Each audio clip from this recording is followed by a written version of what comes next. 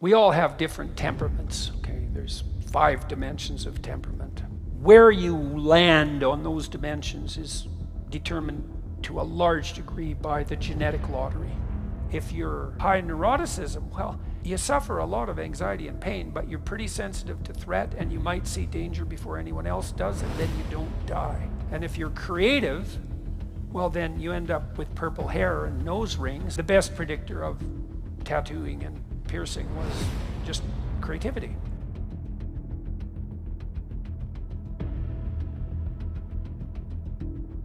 We all have different temperaments, okay? There's 5 dimensions of temperament.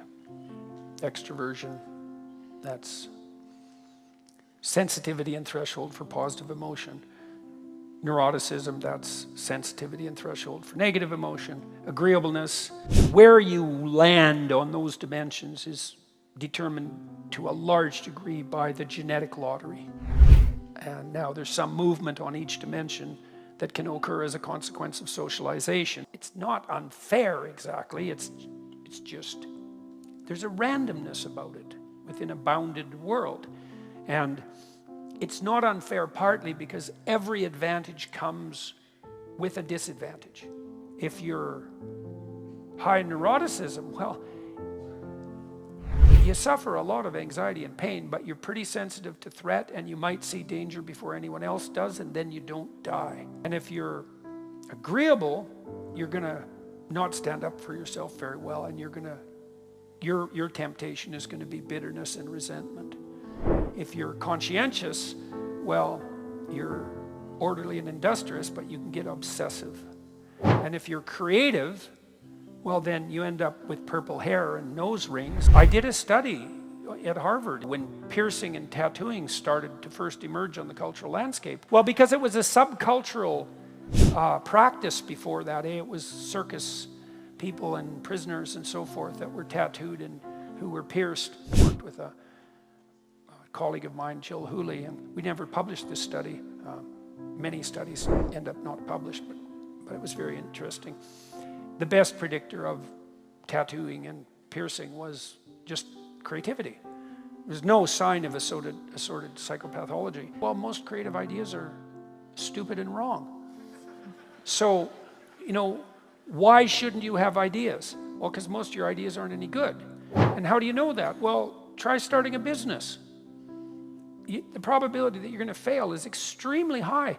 Most people who end up with a successful business have failed multiple times because it's very hard to figure out what the market needs this moment. If you're creative, you're going to come up with a lot of ideas, but that doesn't mean they're good. And even if they are good, doesn't mean they'll work. Creativity is a high-risk, high-return strategy, and if you win, you can win big, but the probability that you lose is pretty damn high. Hardly anybody makes any money from a book, and it's really hard to write a book. And like, how many books have you written? None. And how many successful books have you written? And like there's a 1 in 100 chance maybe that you've written a book. I doubt if it's that high. 99.9% of books sell less than 200 copies.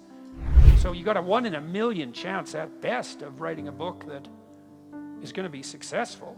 We studied creative achievement across a wide range of people. No matter where you land in the temperamental landscape, you're going to have your associated faults and temptations. And you're going to have your associated proclivity to your particular form of mental illness. You generally don't get an advantage without an attendant disadvantage. So that's on the genetic front, and then there's environmental variability, for sure. You can take a neurotic child. Hey, your kids are going to go play with a strange dog at the playground, or not. And sometimes that's real fun, and sometimes it's no fun at all. If you take those kids and you really encourage them to explore voluntarily, instead of facilitating their proclivity to hide themselves, you can tilt them up into the normal range for negative emotion.